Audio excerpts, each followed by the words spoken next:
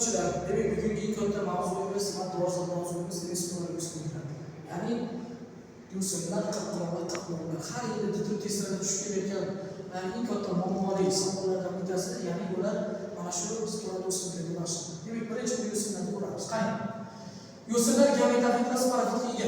Gametofit jinsiy bo'g'in, sporofit jinsiz. Sporada rivojlanadi gametofit. Yashillik hosil qiladi, kurtak hosil qiladi. Har bir kurtakda yangi o'simlik hosil qiladi.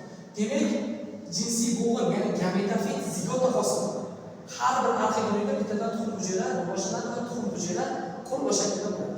Endi sporofit jinsiz bo'g'in zigotadan rivojlanadi. Mana bu yerda zigota hosil qiladi gametofit. Sporofit esa zigotadan rivojlanadi. Endi buni jinsiz bo'g'inning tarkibi sporangiy va sporangiy bo'ladi. Demak, bitta qirqquloqlarga keladigan bo'lsak, qirqquloqlar ham demak gametofit va sporofitga ega.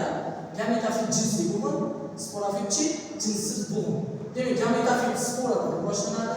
Ikki jinsli gametofitga ega, yashillik va yuraksimon avtotrof hisobda hosil qilinadi va rizoidga ham ega. Arxeologik tuxum hujayrada arterial spermatozoidga yetiladi. Zigota hosil qiladi. Demak, gametofit qirqquloqlardan nima hosil qilar ekan? Zigota hosil qiladi. Sporofit jinsiz bo'g'in, ildiz poyali 1 yillik yoki ko'p yillik poyabali o'simlik sporus hosil qiladi. Sporangiy va spora. Endi qani qirqquloqlar. Demak, gametofit hamda bu yo'q sporofit. Bulardan gametofit jinsiy bo'g'in, sporofit jinsiz bo'g'in. Demak, gametofit sporadan rivojlanadi. Ayrim jinsli erkak o'simtasi yashil chetlari bo'lingan. Demak, urg'otish esa erkakga katta, ya'ni erkakdan kattaroq bo'ladi.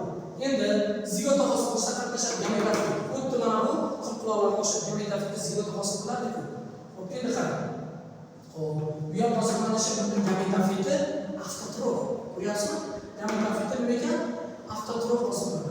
Endi sporofit qirqquloqlarning jinsiz bo'g'in zigotadan rivojlanadi. Bu zigota hosil qiladi. Mana yana farqiga borib oling. Gametofit zigota hosil qiladi, sporofit zigotadan rivojlanadi. Juda ko'p testga tushadi.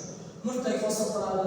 Xo'p, sporofit hosil qilishi yoki poyabali, avtotrof hosil qilishi, yashil, poyaba shoxlari bo'g'inlarga bo'linganligi hamda o'sha jinsiz bo'g'in tarkibida boshqa spora hosil qilishi ham demak bular hammasi qirqquloqlarda demak sporofit uchun xos hisoblanadi.